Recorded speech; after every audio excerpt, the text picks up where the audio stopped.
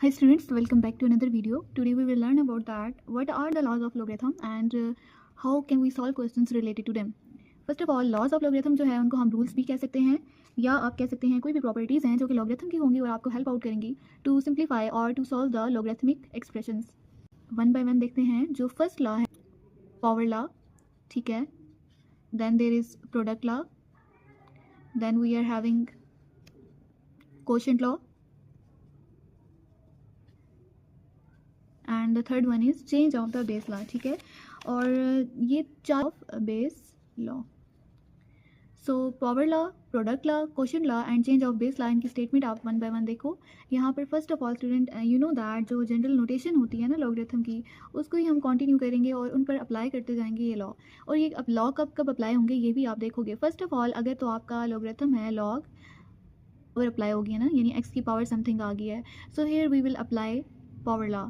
According to power law जो आपकी power होती है वो स्टार्ट में आ जाएगी, ठीक है, और उसकी नोटेशन इस तरह से होगी like n log base like x to the power to the base b. ठीक है, so this is the power law. Then there is the product law. Product law जो है जब आपकी दो वैल्यूज़ लॉ के साथ मल्टीप्लाई हो रही हो, मीन्स उनका प्रोडक्ट लिया जा रहा हो ना, तो हम उनको जो है वहाँ पर अप्लाई करेंगे product law.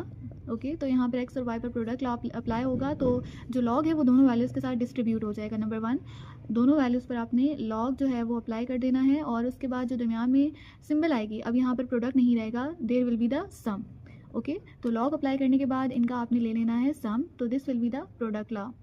Then quotient law will be applicable when two values are being divided. ठीक है, प्रोडक्ट लॉ तब होगा जब दो वैल्यूज़ जो है वो मल्टीप्लाई हो रही हों और उनका लॉग अप्लाई होने के बाद सम आ जाएगा. और जब वैल्यूज़ जो हैं वो डिवाइड हो रही हों तो क्वोशिएंट लॉ हम अप्लाई करेंगे. तो according to the quotient law जो है वो कोई ऐसा डिफरेंस नहीं है प्रोडक्ट लॉ के मुताबिक, जैसे हमने मेंशन किया वैसे ही आप मेंशन करोगे. ठीक है, और जस्ट वहाँ पर आपका प्लस था, यहाँ पर आपका साइन जो है वो माइनस आ जाएगा. In this way this is the quotient law.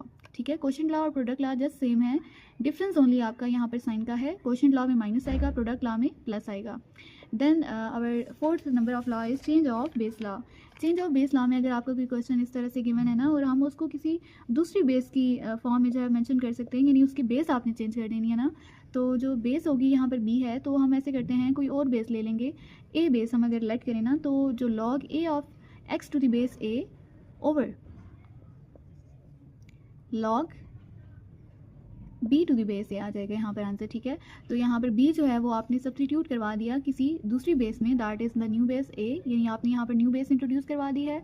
तो न्यूमिनेटर में आपकी यही सेम जो आपकी ऑलरेडी वैल्यू थी एक्स की लॉग एक्स वही आएगा, और जो डिनोमिनेटर है वहाँ पर आपका जो बेस आपने चेंज किया है न्यू बेस जिसमें आप लेके आए हो, जो प्रीवियस आपकी बेस थी ना वो आ जाएगा. ठीक है, तो students these are the four laws. अब हम यहाँ इनसे क्वेश्चन जो है वो सॉल्व आउट करते हैं कि देखते हैं कि हमें ये लॉज कैसे हेल्प आउट करेंगे लॉगरिथमिक एक्सप्रेशंस को सिंप्लीफाई करवाने के लिए. So let's come to exercise 2.4 of unit number 2 logarithm.